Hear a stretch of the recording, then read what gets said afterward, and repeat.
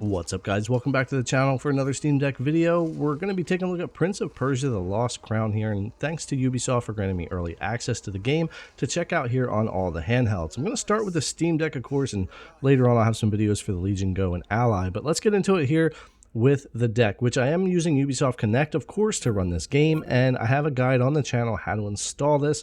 If you need to know, I'll put a link in the description for you, but I also have a new guide coming out as well. And as far as being docked here to my capture card, I'm letting everything run at 120, including the game, which will show us some overhead. But of course, if you're on the LCD deck, you'll probably want to cap to 60 unless you're docked, and if you're on the OLED deck, you're going to want to probably cap to 90 unless you're docked. And of course, we are running the full version game here, early access, not the demo. All right, let's go ahead and get into it and check it out here. Now, as far as options, it's pretty bare bones, which I kind of expected. Not much to do here, but for display, we are 720p, no 1610 or 800p support here, which is unfortunate, but you can do your own things to zoom and stuff if you decide to do that. No VSync on in-game. FPS limiter, I'll leave to 120 for the cap card, but there's a lot of option here for what you want to do if you're docked. And then, of course, like I said, if you're not docked, 60 and 90 is probably your friend there. Graphics quality on high with SMA anti-aliasing, and then everything else here as you see on the screen. So let's go ahead and get into it a little bit farther. Now, one thing is the menu. I'll just show you real quick. You got your quest here, your character with life and gear, all your info in here, your amulets, which are very useful. You unlock a lot of those, your surges, your lore, and then your system. I just wanted to show you guys what that looked like real quick before we get into the actual performance here.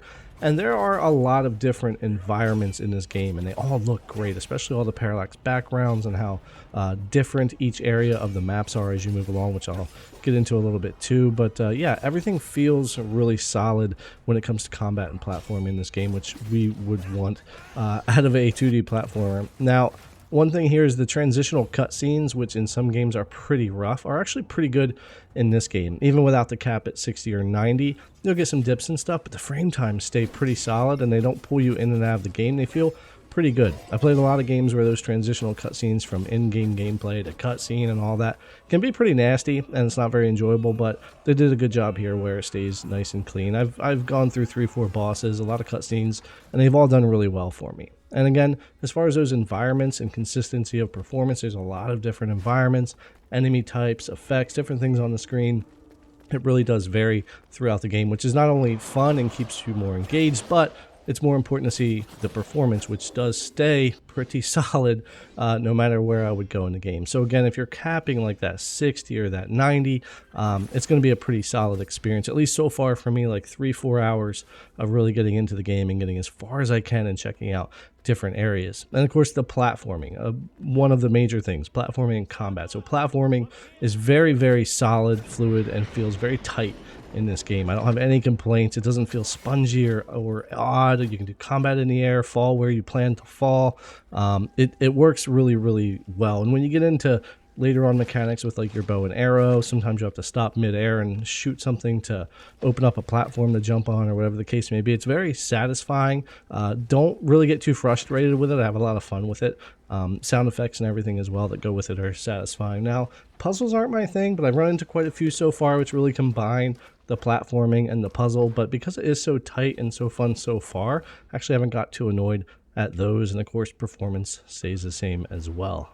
Now, jumping over into the combat, which is the other thing with a platformer, is the solid combat. And in this game so far anyways, in my time, it feels great. And here on the Steam Deck with a high frame rate, or any other device you might be on with a nice high frame rate of 60 or higher, the combat feels super fluid. It can get quite fast paced, especially as you get into things later and unlock more abilities and things like that. Your dodge and your parry, you've got to be pretty good with those. You can get pretty rough. You can die pretty quick, especially if you up that difficulty. So you're going to want to get really good at that. But it's very fluid, very good. Again, just like the platforming, even though some of the stuff isn't my favorite, I never really got frustrated so far in my time with it. It's very, very responsive, very fluid. Feels great here on the deck, and on the other devices like the Go and Ally I've been playing, feels great as well running over there. So yeah, definitely a great title here for the Steam Deck. But let's take a quick look at TDP. Some of you guys might want to think about stretching that battery life a little bit. Now, I didn't want to lower settings because I think high is just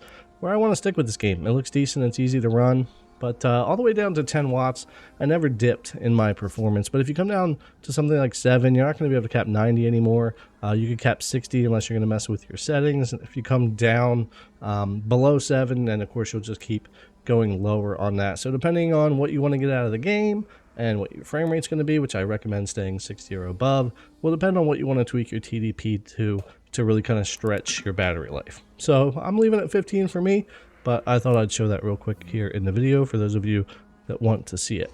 Yeah, guys, I think I'll wrap it up there. It's a fairly simple to run game that I wanted to cover here. It was great to get some early access. I'm going to be playing it all weekend, testing it on other devices, playing it more on the Steam Deck, especially handheld here at 90 FPS on the OLED screen. It's a great experience. It's colorful. It looks good. It doesn't support HDR, but it runs great here. So I think it's a great 2D platforming title, especially if you're a fan of Prince of Persia like I am.